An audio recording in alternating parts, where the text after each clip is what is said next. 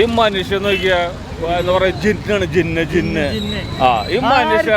ഈ മനുഷ്യനെ തോൽപ്പിക്കാൻ ഇന്ത്യൻ സിനിമയില് ഇന്ത്യൻ സിനിമയില് ആർക്കും കഴിയില്ല. 73 വയസ്സ് എന്ന് പറഞ്ഞാൽ അത് വെറും നമ്പർ ഇതേപോലെ പറയാ നോക്കിയാ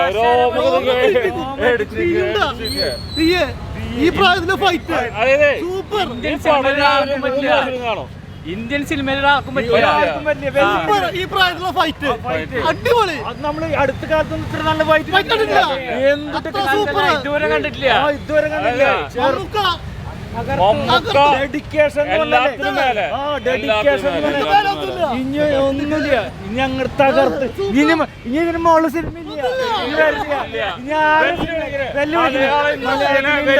ഇതുവരെ വന്നുള്ള സിനിമകളിലെ